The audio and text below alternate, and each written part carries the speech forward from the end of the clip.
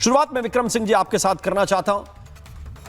आपके पास भी वो नियम कायदे आए होंगे विक्रम जी जो बदले जा रहे हैं एफसीआरए संशोधन के अंतर्गत, और हमने देखा है दो पैरेलल प्रोटेस्ट को कैसे दोनों में काम हुआ है, ये पूरा देश देख रहा है। झारखंड में तो अभी भी छात्र बैठे हुए हैं, कैसे ये ऑपरेट करते हैं आपसे बेहतर शायद हम में से कोई नहीं जानता कि कैसे कैसे फंडिंग आती है, कैसे उनका इस्तेमाल किया जाता है, कैसे कन्वर्जन होता है, कैसे धर्मांतरण का पैसा दिया जाता है, सब कुछ विक्रम सिंह जी आपके सामने है। मैं सिर्फ इतना पूछना चाहता हूं कि क्या प्रॉब्लम है अगर सरकार नियम सख्त कर रही है विदेशी फंडिंग को लेकर?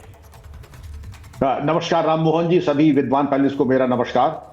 देखिए, समस्या किसी को नहीं होनी चाहिए। अगर हमारा कोई निहित स्वार्थ न हो तो हमें इस निर्णय का स्वागत करना चाहिए। लेकिन आपने सही कहा कि झारखंड में भी वही चीज है, वही बच्चे हैं और लगभग वही आंदोलन है, लेकिन वो किसी भी तरह का उनको वैभव या किसी तरह की विलासतापूर्ण सामग्री उपलब्ध नहीं हो रही है। यहां तो मालूम पड़ा था 10 स्टार दावत हो रही है जंतर मंतर पे। आखिर ये माल मुफ्त दिल्ली बेरहम, ये स्विगी से जोमैटो से इतना माल कहां से आ रहा था? पता ये लगा दुबई की एक कंपनी के 23 कर्मचारी पूरे 5 स्टार में दिल्ली में आकर आंदोलन किया और 8 लाख रुपए रोज, 2.5 करोड़ रुपए महीने का खर्चा उठा करके ये मालूम पड़ता है जुनैद और उनका गिरोह सबको मुफ्त का जो है सामान खिला रहा था। 2-2 हजार के पिज्जा बांटे गए। चलिए हम आ जाते मतलब की बात पे। एफसीआरए की अगर जो है सरकार के नियमों के अनुरूप अगर आ रही है धनराशि, उसका नियमानुसार इस्तेमाल हो रहा है, कोई दिक्कत नहीं है। आपने ये बताया कि नक्सल और अर्बन नक्सल की अगर जो जहर रक्त बीज को अगर आप दे रहे हैं तो सरकार का कर्तव्य है और देश उसका समर्थन करता है। ऐसे एफसीआरए को, धतूरे के बीजों को समूल नष्ट होना चाहिए।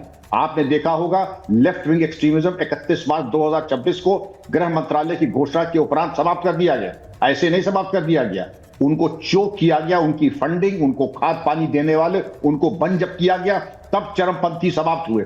अब आप देखेंगे कि आखिर इसकी बिलबिलाहट क्यों हो रही है। बिलबिलाहट इसलिए हो रही है कि जिनके आपकी आमदनी का जरिया और जिनकी जेबें खत्म हो रही हैं, माली हालात खत्म हो रही हैं, उनका बिलबिलाना स्वाभाविक है। गली गली चंगाई सभा हो रही है, धर्म परिवर्तन हो रहा है, उस पर नियंत्रण हो रहा है, इसीलिए लोग बिलबिला रहे हैं। राम मोहन जी, बिल्कुल, ये जो आपने एक टर्म इस्तेमाल किया विक्रम सिंह जी, ये केवल आप ही कर सकते हैं। और आपने कहा धतूरे के बीच, ये इनमें से कोई पैनलिस्ट जो मेरे साथ है, ये यहां तक दिमाग जाता नहीं है धतूरा क्या चीज होती है और उसके बीज कैसे काम करते हैं, ये समझना पड़ेगा। और इसको मेरे ख्याल है कि सरकार ने समझ लिया है। अब मुझे एक बात बताइए पवन पटेल जी, क्यों ये पोस्टर लहरा रहे हैं कि टारगेट कर रहे हैं आप लोग एनजीओ को, समाप्त करना चाहते हैं एनजीओ को, इंस्टीट्यूशंस को समाप्त करना चाहते हैं? केवल एक संशोधन विधेयक ही तो आ रहा है, नियम के मुताबिक विदेशी फंडिंग लेते रहिए और काम करते रहिए, क्या प्रॉब्लम है?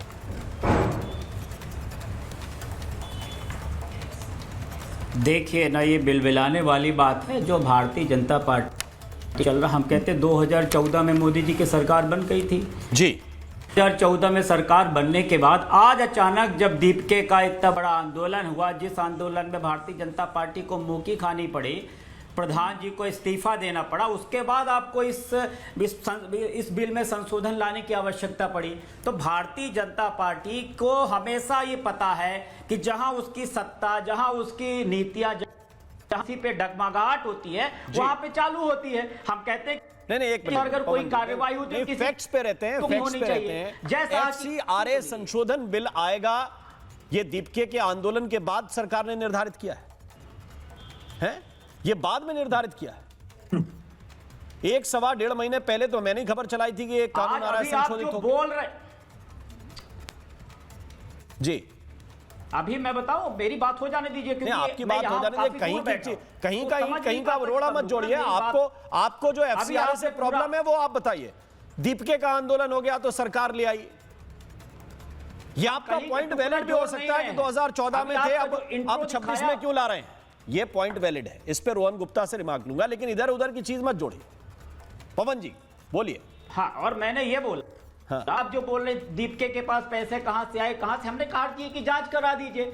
अब जैसे आपने बोला कि काकरोच पार्टी को रातों रात इतने मिलियन फॉलोवर बढ़ गए, तो उसी तरह जैसा की कंपनी को रातों रात कैसे कंपनी बन गई, तो ये सबके लिए होना चाहिए ना। जनता पार्टी में भी दीपके शामिल सारी जांच बंद हो जाएगी।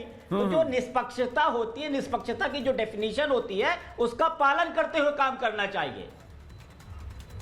तो निष्पक्षता ही तो बोल रही सरकार की। निष्पक्ष क्या है? अब इसमें पक्ष क्या है और विपक्ष क्या है? मैं सिर्फ इतना जानना चाहता हूं कि कोई बताए कि इसमें पक्ष क्या है और विपक्ष क्या है। पक्ष यह है कि आपको पैसा चाहिए, विपक्ष यह है कि विदेश से चाहिए। आपको सरकार विलन इसलिए लग रही है कि वो कह रही है कि नियम के मुताबिक कीजिए। रोहन गुप्ता जी, क्या प्रॉब्लम है? लेकिन एक विजुअल उससे पहले मैं दिखाना चाहता हूं। इस वक्त पप्पू यादव कहीं प्रेस कॉन्फ्रेंस कर रहे थे, उनके साथ संभवतः कोई मारपीट जैसी घटना घटी है, जो प्रथम दृष्टया मुझे विजुअल दिखाई दे रहे हैं। ये जरा स्क्रीन पर दिखा दीजिए। पप्पू यादव तो पीछे से जा रहे हैं, कुछ और लोग आपस में भिड़े हैं। पप्पू यादव की प्रेस वार्ता में ये मारपीट हुई है कुछ लोगों के बीच में। क्यों हुई, कैसे हुई, थोड़ा सा समझ में आएगा कुछ समय के बाद, लेकिन ये हंगामा जबरदस्त है। पप्पू यादव प्रेस कॉन्फ्रेंस कर रहे थे। ये देखिए, कुछ लोगों को मारा पीटा गया है।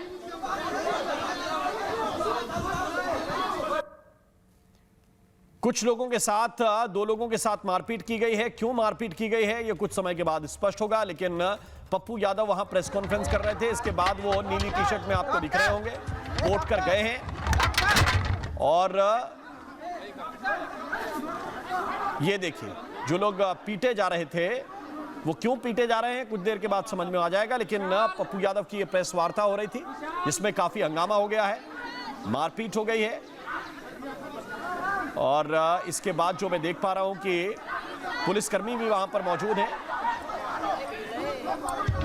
किसको मारा गया, क्यों मारा गया, किसके कहने पर मारा गया, कुछ समय में स्पष्ट हो जाएगा। लेकिन पप्पू यादव बीच बचाव करते हुए देखे जा सकते हैं। ये देखिए,